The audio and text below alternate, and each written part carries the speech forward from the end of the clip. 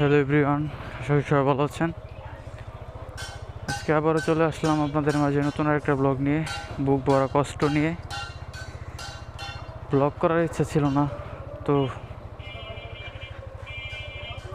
মনে হলো যে করা প্রয়োজন, তো করি। অনেকদিন হলো ব্লগ করি না। অনেক বড় একটা শোকের মধ্যে দিয়ে গেলাম আমরা, প্রায় 8 দিন।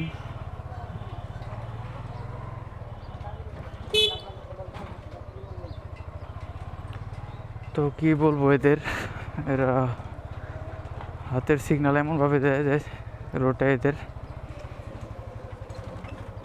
মন মেজাজ এমনি ভালো না।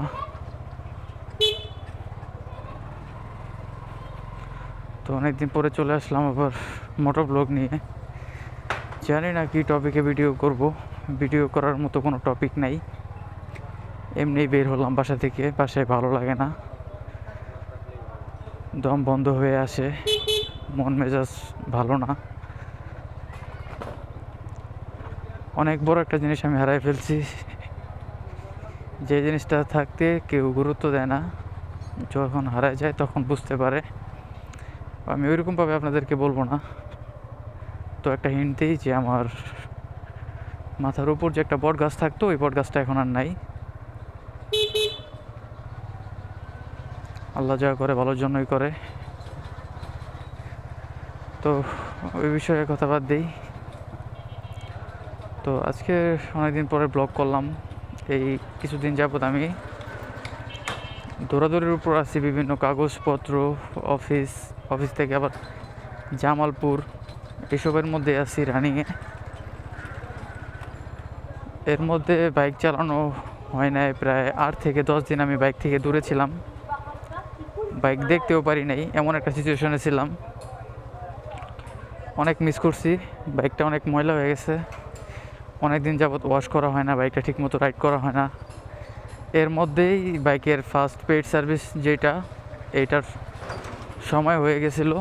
শোরুম থেকে অনেকবার কল করা হয়েছে, কিন্তু আমি এমন একটা সিচুয়েশনে ছিলাম যে ওই অবস্থায় ওইটা আমার বেশি গুরুত্বপূর্ণ ছিল, এই জন্য আমি এদিকে তেমন একটা খেয়াল করি নেই। তো এটারও একটা যত্ন নেওয়া উচিত। তো দেখি 2-1 দিনের মধ্যে পেইড সার্ভিসটা নিতে চাই, বড় ভাইদের সাথে পরামর্শ নিয়ে যে পেইড সার্ভিসটা কি নেওয়া উচিত নাকি বাহির থেকে করানো উচিত। দেখি তারা কি সাজেশন দেয়, তারপর আমি ওই মোতাবেক আগাবো। কারণ এই ফার্স্ট টাইম আমি পেইড সার্ভিস নেব। এই ফ্রি যে কটা সার্ভিস ছিল ওগুলো সবগুলোই আমার করানো হয়েছে। পেইড সার্ভিস যেটা, ওইটা করানো হয় না এখন পর্যন্ত। সময় হয়ে গেছে প্রায় আরও 10 দিন আগে, আমি 10 দিন লেট। আমি এলাকাতে ছিলাম না, বাইক থেকে দূরে ছিলাম।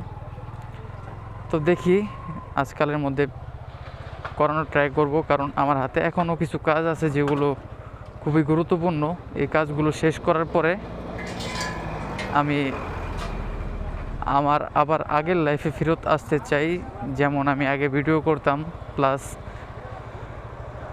অন্যান্য কাজ করতাম, ওইরকম রেগুলার হতে চাই। কিন্তু একটু সময় লাগবে, যেহেতু এত বড় একটা ধকল গেল জীবনের উপর দিয়ে, পারিবারিক ফ্যামিলির উপর দিয়ে, একটা আর্থিক সংকটের উপর দিয়ে।